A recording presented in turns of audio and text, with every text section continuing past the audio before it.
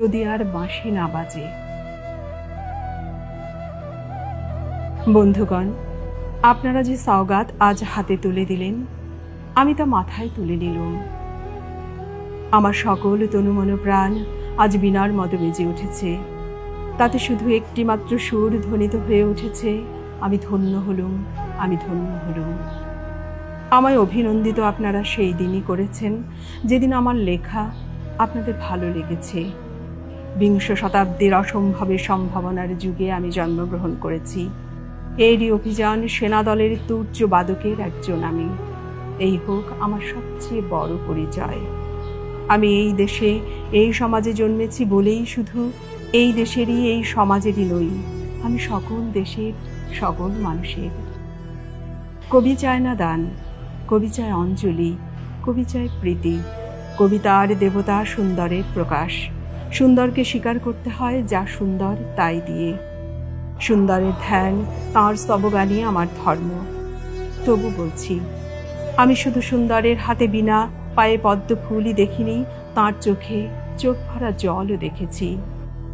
শ্মশানের পথে, গোরস্থানের পথে তাঁকে ক্ষুধা দীর্ণ মূর্তিতে ব্যথিত পায়ে চলে যেতে দেখেছি। যুদ্ধভূমিতে তাঁকে দেখেছি, কারাগারের অন্ধকূপে তাঁকে দেখেছি, ফাঁসির মঞ্চে তাঁকে দেখেছি। আমি বিদ্রোহ করেছি, বিদ্রোহের গান গেয়েছি, অন্যায়ের বিরুদ্ধে, অত্যাচারের বিরুদ্ধে। যা মিথ্যা, কলুষিত, পুরাতন, পচা, সেই মিথ্যা সনাতনের বিরুদ্ধে। ধর্মের নামে ভণ্ডামি ও কুসংস্কারের বিরুদ্ধে। কেউ বলেন আমার বাণী জবন, কেউ বলেন কাফের। আমি বলি ও দুটোর কোনোটাই নয়। আমি কেবলমাত্র হিন্দু মুসলমানকে এক জায়গায় ধরে এনে হ্যান্ডশেক করাবার চেষ্টা করেছি। গালাগালিকে গলাগলিতে পরিণত করার চেষ্টা করেছি। সে হাতে হাত মেলানো যদি হাতাহাতির চেয়েও অশোভন হয়ে থাকে, তাহলে ওরা আপনি আলাদা হয়ে যাবে। আমার গাঁট ছড়ার বাঁধন কাটতে তাদের কোনো বেগ পেতে হবে না, কেননা একজনের হাতে আছে লাঠি আর অন্যজনের আস্তিনে আছে ছুরি। হিন্দু মুসলমানের দিন রাত হানাহানি, জাতিতে জাতিতে বিদ্বেষ, যুদ্ধ বিগ্রহ, মানুষের জীবনে একদিকে কঠোর দারিদ্র্য, ঋণ, অভাব, অন্যদিকে লোভী অসুরের যক্ষের ব্যাংকে কোটি কোটি টাকা পাষাণ স্তূপের মতো জমা হয়ে আছে। এই অসাম্য ভেদ জ্ঞান দূর করতেই আমি এসেছিলাম। আমার কাব্যে, সঙ্গীতে, কর্মজীবনে অভেদ সুন্দর সাম্যকে প্রতিষ্ঠিত করেছিলাম। আমি যশ চাই না, খ্যাতি চাই না, প্রতিষ্ঠা চাই না, নেতৃত্ব চাই না। জীবন আমার যত দুঃখময়ী হোক, আনন্দের গান, বেদনার গান গেয়ে যাব আমি। দিয়ে যাব নিজেকে নিঃশেষ করে সকলের মাঝে বিলিয়ে। সকলের বাঁচার মাঝে থাকবো আমি বেঁচে। এই আমার ব্রত, এই আমার সাধনা, এই আমার তপস্যা। আমার বেশ মনে পড়ছে একদিন আমার জীবনের মহা অনুভূতির কথা। আমার ছেলে মারা গেছে।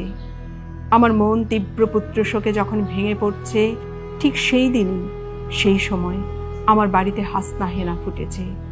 আমি প্রাণ ভরে সেই হাসনাহেনার গন্ধ উপভোগ করছিলাম।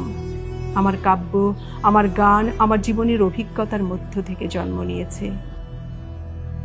যদি কোনোদিন আপনাদের প্রেমের প্রবল টানে আমাকে আমার একাকিত্বের পরম শূন্য থেকে অসময়ে নামতে হয়, তাহলে সেদিন আমায় মনে করবেন না আমি সেই নজরুল।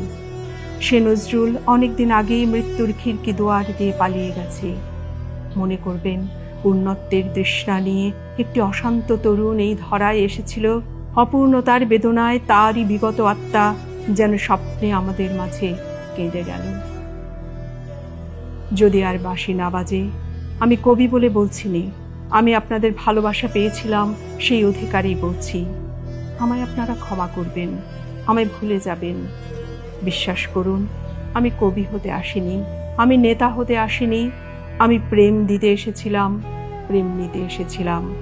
সে প্রেম পেলাম না বলে এই প্রেমহীন নিরস পৃথিবী থেকে নীরব অভিমানে চিরদিনের জন্য বিদায় নিলাম। যেদিন আমি চলে যাব, সেদিন হয়তো বড় বড় সভা হবে, কত প্রশংসা, কত কবিতা বেরোবে হয়তো আমার নামে। দেশপ্রেমিক, ত্যাগী, বীর, বিদ্রোহী, বিশেষণের পর বিশেষণ। টেবিল ভেঙে ফেলবে থাপ্পড় মেরে বক্তার পর বক্তা। এই অসুন্দরের শ্রদ্ধা নিবেদনের শ্রাদ্ধ দিনে বন্ধু, তুমি যেন যেও না। যদি পারো চুপটি করে বসে আমার অলিখিত জীবনের কোনো একটি কথা স্মরণ করো।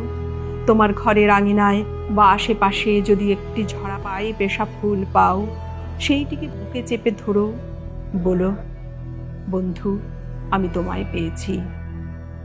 তোমাদের পানে চাহিয়া বন্ধু আর আমি জাগিব না, কোলাহল করি সারাদিন মান, কারো ধ্যান ভাঙিব না। নিশ্চল নিশ্চুপ আপনার মনে পড়িব একাকী গন্ধ বিধূর্ধ।